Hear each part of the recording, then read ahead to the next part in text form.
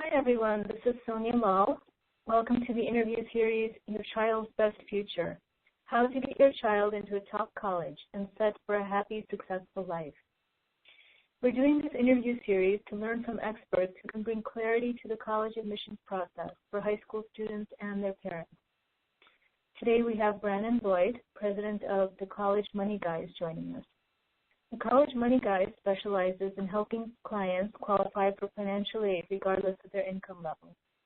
They also conduct free workshops for individuals and corporate employee benefit programs.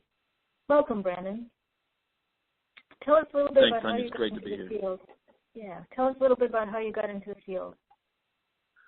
Well, I used to do retirement planning, actually, and I had a Series 7 license and worked for a company that specialized in helping seniors with their retirement planning. And when I was 20, quite honestly, when you're 27, there's not of blue-haired old ladies, if you will, coming to you, looking for investment advice. And even if you gave it to them, they probably wouldn't take it. So most of my clients were of the college sending age, if you will. They were parents of high school students, and really their comments would be things like, well, we've got a 401k and I think we're okay on retirement, unless, of course, we have to pay full price for college, and then that's the only place we know to take money to pay for college. And so I started to kind of specialize in different things that you could do to, increase the amount of merit-based aid that a college would give you, focusing on schools that typically offer aid and actually want to attract students, as opposed to, just looking at the Ivies or looking at the Notre Dames and the Wesleyans of the world from a prestige standpoint, and started to realize that there really is a lot of things that a family can do to dramatically reduce the amount of money that they pay for college. And so I started the College Money Guys to kind of help families that, they made too much money to get any type of need-based financial aid, but they still didn't make enough money to be able to fully afford to pay for college. And that's how the College Money Guys was born. Great, excellent. So you have quite a number of years of experience in this, which is excellent. We do. Yeah, these days some people are saying that it's more expensive to fund a university education than it is to retire. Yeah, that a lot of people feel that way, and proper planning is important for both, right? I mean, not only from a financial standpoint, but certainly from an attendance standpoint. So. Definitely. Well, one of the questions I had is students often wonder when they're making their college list of where they want to apply to, they wonder how can they bring the financial portion of this whole puzzle into consideration. Is there a way for them to tell how much financial aid they might get if they were accepted into a university? Because a lot of families want to narrow down their college list based on that. Right, and there are some tools that are out there. Finaid.gov has a FAFSA EFC estimator on their website.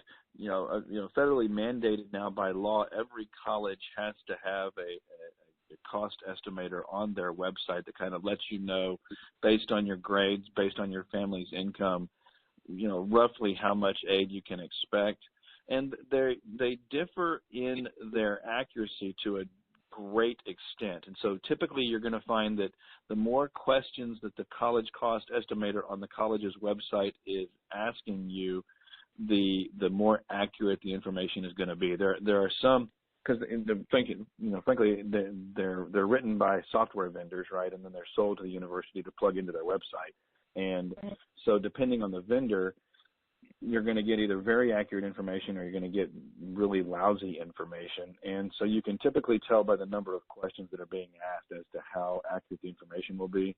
So some of the college cost estimators on the websites only ask you 8 questions. Well, the FAFSA asks you 153 questions. So if you're only getting 8 questions to kind of figure out how much money the college is going to give you, probably not going to get a very accurate picture.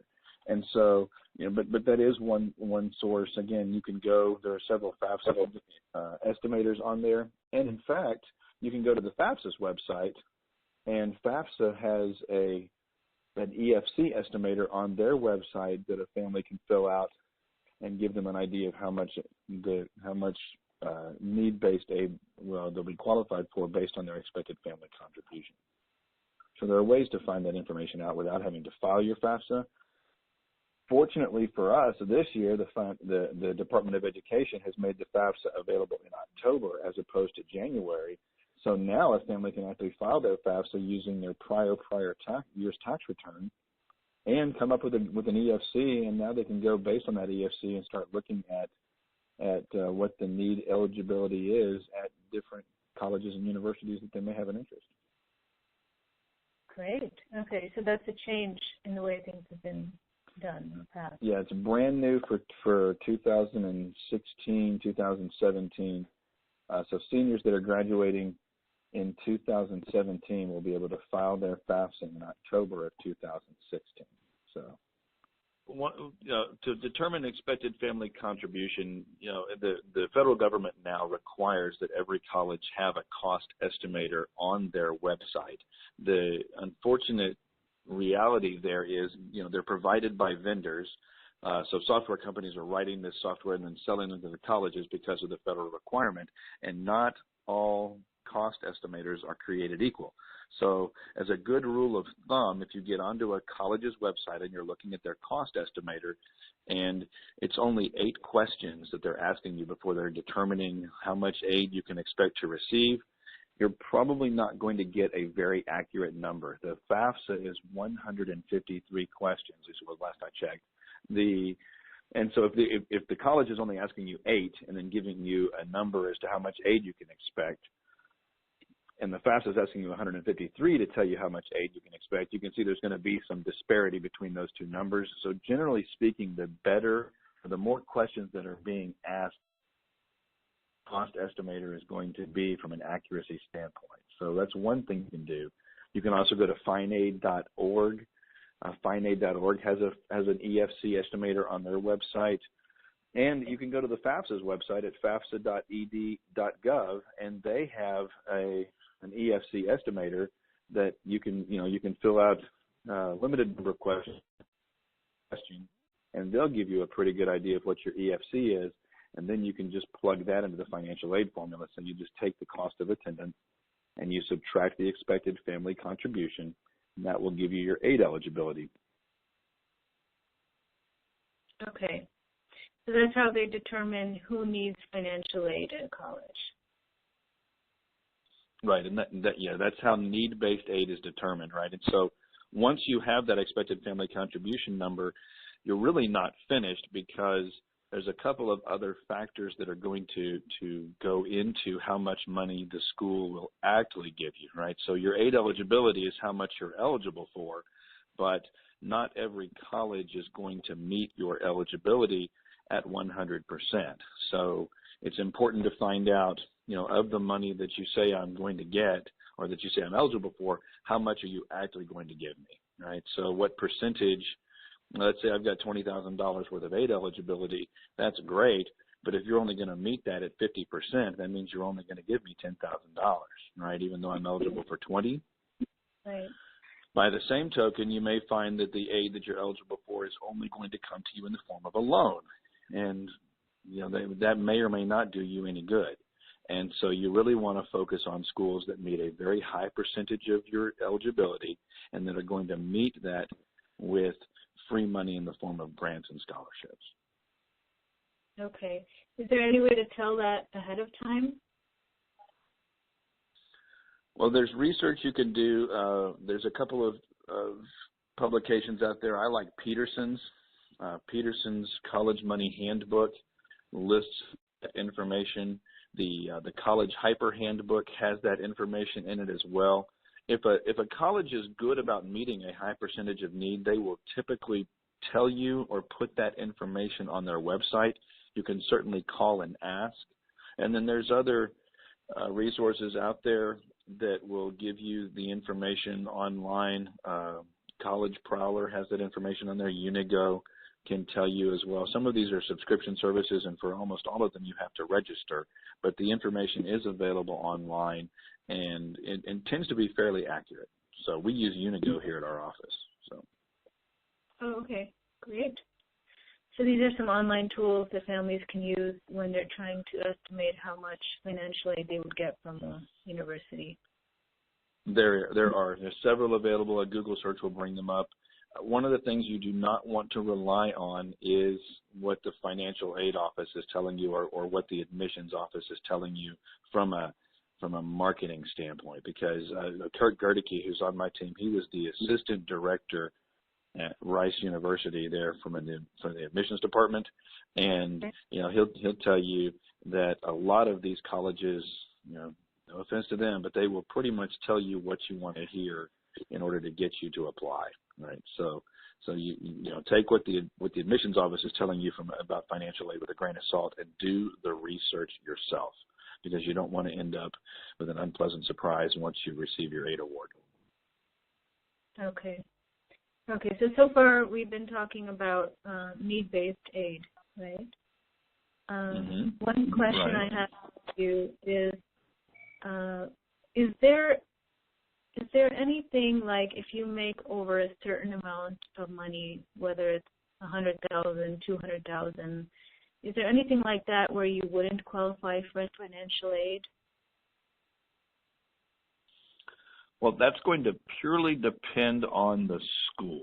And you might think it depends on the student, right? Obviously, the better grades the student has and the higher they score on the ACT and the SAT, the more money they can expect. And that's generally true. But for families that make an income above that which would qualify for need-based financial aid, they need to understand that in a lot of cases, at the majority of colleges that are out there, merit-based aid is used as an enticement to get the student to attend their school. And so it really doesn't have very much at all to do with their grades or all to do with their test scores. It has to do with how much do they want that student from a fit standpoint. And so one of the things that we work on here at the College Money Guys, and that I recommend parents pay attention to, is how well does their student fit into the culture and the academics at the colleges that they're considering.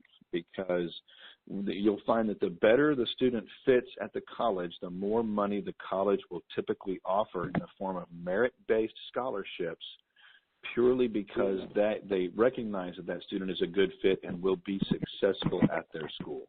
And so that's one of the things that we're often trying to match, is the student to the school, because we find that they receive an increased amount of merit-based aid because of that. Well, interesting. That's very interesting.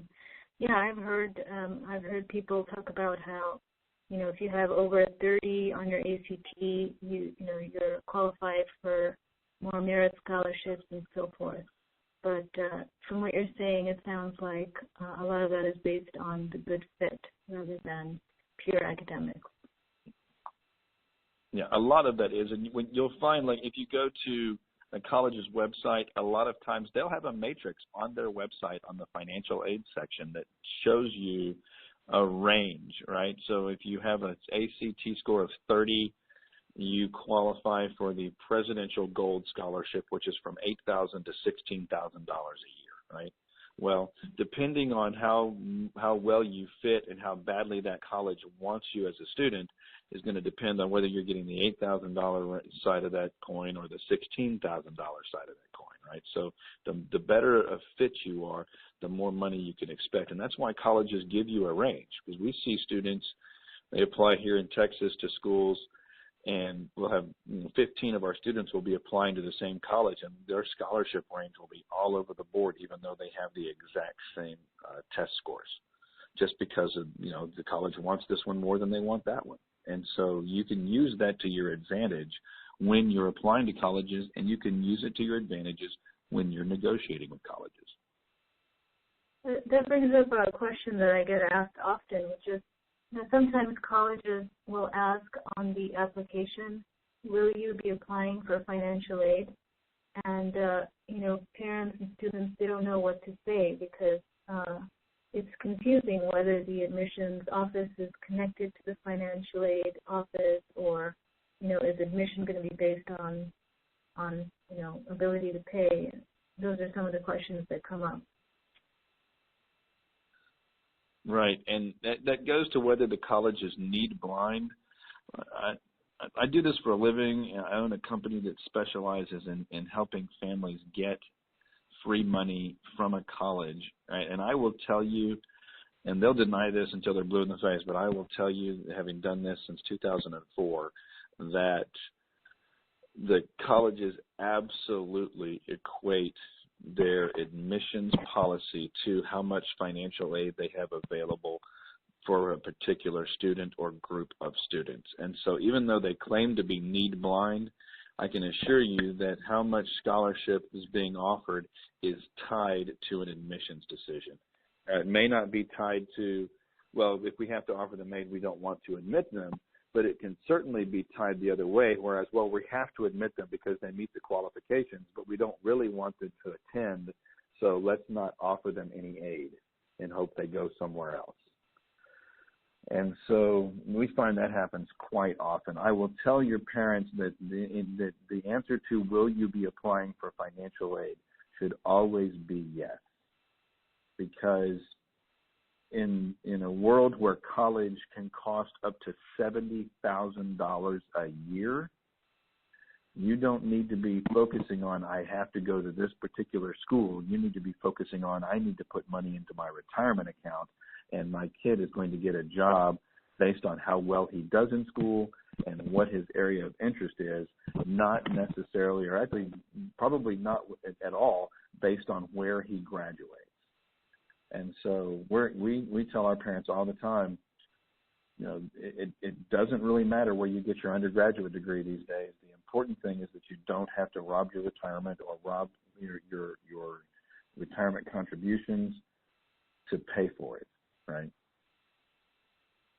Oh, wow, that's a really good point. Yeah. I think people forget that because they're going after what they consider a name brand college. And like you said, that's not what's going to make a difference in the long run.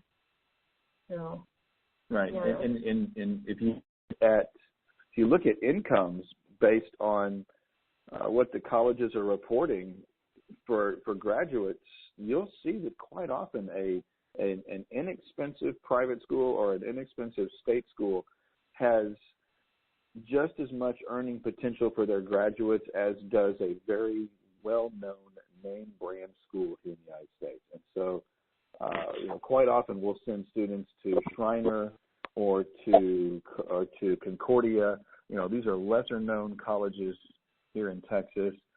They don't have the cachet as a Southern Methodist or a University of Texas, but we find that if you look at how much students are earning upon graduation, they're comparable. So why would you spend the extra money if your student is going to come out with just as good a salary from either place? Yeah, that's very interesting. Is there any way, are there any kinds of research studies that show, earning potential of graduates from various colleges? There are the university. In 2000, I believe it was in 2012, was an employer survey talking about what employers are looking for in college graduates, and asked them to rank whether academics were more important or experience in the university was more important. And overwhelmingly, employers these days are saying, no, we want kids who have experience. We don't really care where they're coming from. And then if you look at the 2015-2016 pay scale college salary report, you can see universities and colleges based on earning potential, and that's available at payscale.com, AALE.com. And every year they come out with a college earnings report, and you can plug your college in, and you can see at least how much they're saying their graduates are receiving, not only as a first-year college, first year in the workforce, but also over time. And we use that tool all the time here in our practice to demonstrate to students and to parents, no matter, you've been on here, you haven't been offered aid here. Let's look at the difference in pay scale coming out. And quite often we'll see that if there is a difference, it's only a few $100s a year. Wow. Very interesting. Very interesting. One other question that often comes up, is how to win merit scholarships outside of the university. There's a lot of websites out there, and I've heard different stories about this. Some people say if you win a merit scholarship, let's say $5,000 from the Lions Club, that money, will be used at the university, but then that means they'll give you less aid. So it's not worth it. That's one of the things. That's right. Heard. Yeah, I found that the term is consideration. That's what the colleges call it. And yes, more often than not these days, if your student goes and gets an outside scholarship from a private source, the college is going to use that as an excuse to lower the amount of aid they're offering, as opposed to allowing the family to reduce their out-of-pocket costs. And I write legislature on a regular basis about this. I think the practice should be outlawed. But as it stands right now, there's a very good chance if you do get a $5,000 scholarship from the Lions Club, as you mentioned, the college is going to say, okay, well, now that you've got that $5,000, we don't have to give you this $5,000. Offer that to another student or another family. And it's not fair, but that's the way it is. We tell our clients, and you can agree or disagree with this, but this is what we tell our clients. The question asks if you've received any outside scholarships, and the answer to that question is emphatically, even if you've been awarded, you haven't received them. So we always just put 0 in that box, right? And at least we get to use it for the first year.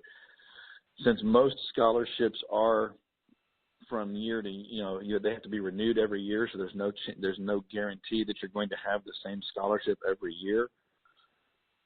A lot of times, the colleges, once the scholarship arrives, there's no recourse, right? And so that's a fairly standard practice here in our business, and it works out very well for the families. So.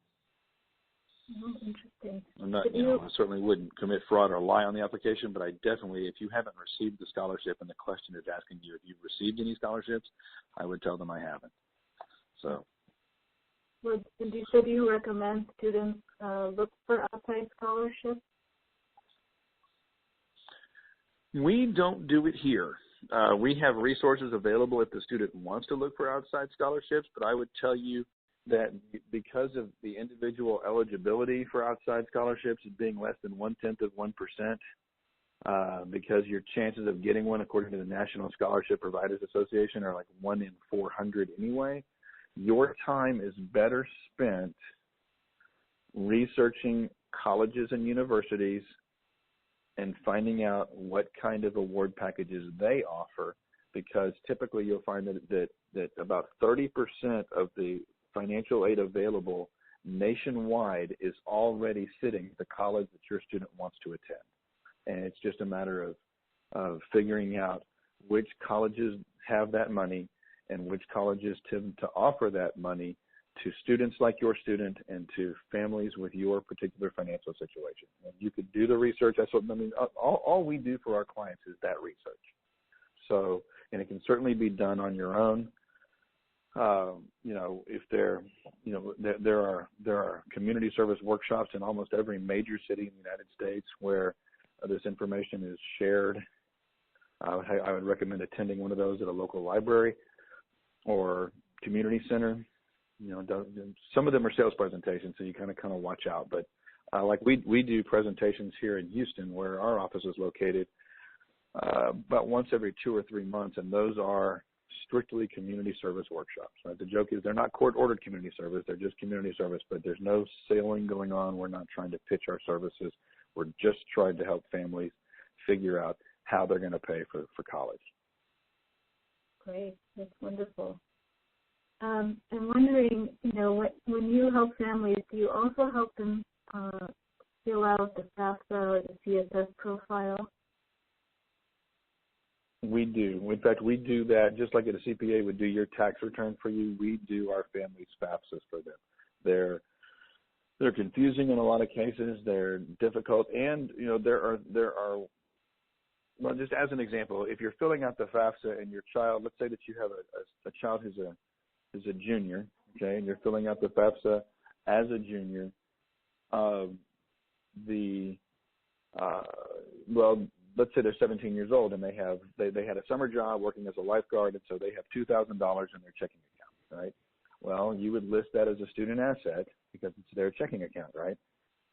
But in fact, according to FAFSA rules, because the child is a minor and you had to sign on that account in order for them to open it, that is actually a parent asset and is treated very differently and in a more favorable light than a student asset. And so there are just little subtleties to the FAFSA that unless you do them and unless you study the rules, the instructions for filling out the FAFSA this year, I kid you not, it's worse than an IKEA furniture instructions, right? Because there's no pretty pictures. And 6 pages long, right? So unless you're willing to take the time to read through that, and I'm definitely recommending that you do take the time, but a lot of people aren't willing to do that. We do all of that for our clients because we understand the way the FAFSA works, and so it's part of our service.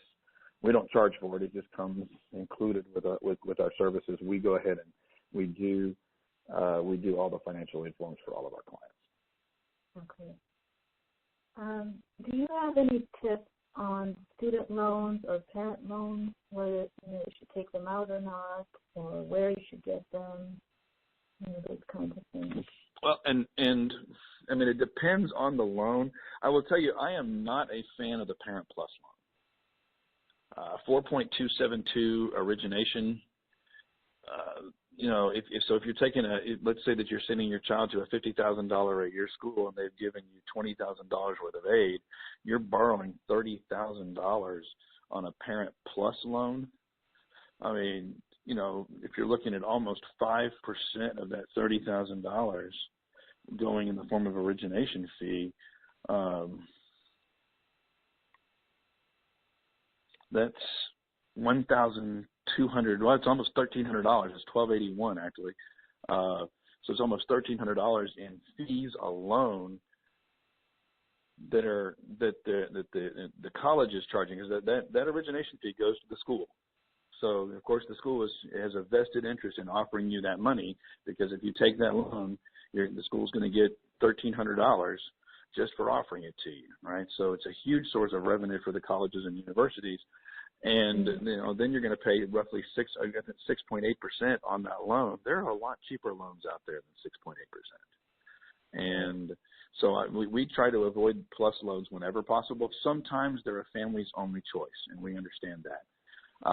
And again, certainly they can make college more affordable or put them within reach, but we try to avoid them. I will tell you that it's better to go to another school that your student may not like as much if you can avoid taking out a plus loan. So, and I feel differently about Stafford. I think Stafford loans, especially the subsidized version, I think those are a good deal. I mean, there's no place else on the planet that I know of that an 18-year-old with no job and no credit history can borrow money at 4.5% interest. I mean, it's just, and so it helps build up a credit history. Like what I recommend to our clients and what I've done in my own son's case, because I have a son who's a sophomore right now in college at Stevens. Okay. I told him, look, you're going to take those loans, and if you graduate on time and you have a 3.75 GPA, then I'll go ahead and pay them for you. But if you don't graduate on time, or if your GPA is lower than 3.75, you're going to be responsible for repaying those loans. And I mean, so far it's working. He's got a 3.92. So that's great. So you can tie the carrot and the stick, right?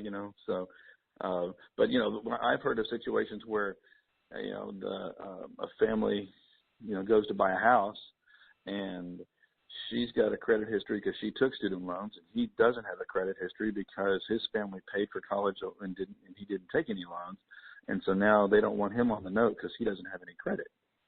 Oh, wow. And so, it is one way that a student can build up credit. You just want to make sure that you're not, I would tell you I would stay away from private lenders from a student loan standpoint, because those interest rates, they do realize that you've got an 18-year-old with no job and no credit history, and so there's some risk involved there, and they charge interest accordingly.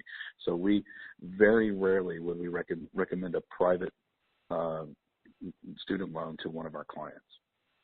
Okay, that's good to know. Definitely. What about once you receive a financial aid letter from a university? Is there a way to negotiate better financial aid, and how does that work? There is, and we do that in fact, we just, with the May 1st deadline now being behind us, we just finished our negotiations with our colleges, and we teach, the colleges obviously won't negotiate with us, so we teach our families how to do that. And we hold their hand through the entire process. But we just finished up in almost every case, our clients were able to go back to a college and get them to increase the amount of merit-based or gift aid that was offered. So grants and scholarships. Never had a college increase the amount of loans that they're willing to offer. It's always an increase in the amount of scholarships and grants. And, the process, you have to start with a reason. Emotional appeals generally don't work, right? There needs to be a hard financial cost to the emotional appeal for the college to consider. But there are a number of extenuating circumstances, or what the college refers to as special circumstances, that could make you eligible for more money than the FAFSA indicates. And so it's important in any case to communicate with a college if you have any type of circumstance that is interfering with your ability to pay for your child's college. If you have some really high medical bills, if you have another student that may have a disability that requires special build out or tutors or treatment. We have several clients who have autistic children or special needs children who, they have a lot of cost involved with those children's care, and that there's no place in the FAFSA for you to list that, right? And so how would the college know unless you tell them? We've had families that they're not a dislocated worker at the time they're filling out the FAFSA, but for the previous 8 months they didn't have a job, but they got a really nice severance package from their previous employer. So it looks like they have a good income, but in fact they didn't, and now they're trying to catch up. There's no way the college is going to know that unless you tell them. And so the first step is to write a letter to the school explaining that, hey, look, I know it looks like we make more money than previous, but in reality, we're having a really hard time financially, and here's why. Be prepared to back that up with documentation, and then enter into a dialogue with the college. And in a lot of cases, you're going to find them willing to work with the family to increase the amount of money that is awarded so the college is affordable. There's a lot of hype out there, a lot of marketing, especially in our industry, with people pitching their services, college planners pitching their wares, if you will, that kind of make the financial aid office out to be the bad guy, and it's you against them and that kind of thing. What you'll find in reality is that the financial aid office in most colleges, now there are exceptions, but in most colleges they really do want to work with your family to help make their school affordable. They have a budget, they have to use the budget. And if you can give them a good reason to increase the amount of aid that they're offering, they're happy to do so. And so don't be afraid to go back to a college and ask for more money, especially if you feel like the award that they're giving you is based on incomplete information. Okay.